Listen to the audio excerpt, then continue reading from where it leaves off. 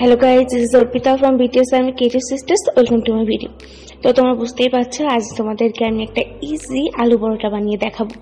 তো প্রথমে আলুগুলোকে সিদ্ধ করতে দিয়ে দিলাম, মাঝখান থেকে কেটে দিয়েছি যাতে তাড়াতাড়ি সিদ্ধ হয়। এর মধ্যে আমি এটা ডো বানানো শুরু করেছি।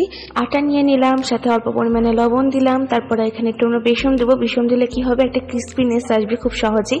তারপর এখানে মেথি দিয়ে দিলাম আর দিলাম সামান্য ঘি। তোমরা হয়তো বুঝতেই পারছো যে এটা মার হাত, আমি আসলে ডো মাখাতে একদমই পারি না, তো মা আমাকে একটু হেল্প করছিল এখানে। থ্যাংক ইউ মা। তো ডোটা বানিয়ে দিল। এরপর আমি একটা টিস্যু পেপার দিয়ে এটাকে ঢেকে রাখলাম, রেস্টিং এর একটু দরকার আছে। এদিকে সব আলুগুলো সিদ্ধ হয়ে গেছে, আমি আলুটা ভালোভাবে মাখিয়ে নিচ্ছি। আলু ভালোভাবে ভর্তা করার পর আমরা দিয়ে দেবো এখানে মরিচ কুচি, আদা কুচি আর দেবো ধনেপাতা কুচি। ধনেপাতা আমার কাছে খুবই ভালো লাগে, যে কোনো খাবারের স্বাদ এটা বাড়িয়ে দেয়। যাই হোক, ভালোভাবে মাখিয়ে নেওয়ার পর আমি এখানে স্বাদ মতো লবণ দিয়ে দিচ্ছি। তারপর চলে আসলো আমার মশলার ডিব্বা। তো আমি এখান থেকে শুকনো মরিচের গুঁড়া দিয়ে দিলাম, তারপর একটু দিলাম সজের গুঁড়া। যদি সজের গুঁড়া তো আপনাদের কাছে না থাকে তাহলে আপনার চাট মশলাও দিতে পারেন, আর জিরা গুঁড়া দিয়ে দিলাম এখানে।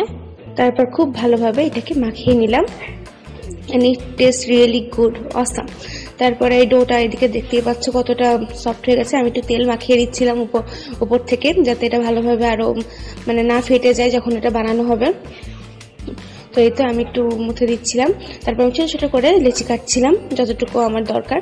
তারপর এইদিকে আমি পুরটা ভরতে পারছিলাম না, তো মা আমাকে এগেইন একটু হেল্প করলো পুরটা ভরাতে। বুঝতেই তো পারছো আমি তো একটু নতুন রাঁধুনি, তাই আর কি।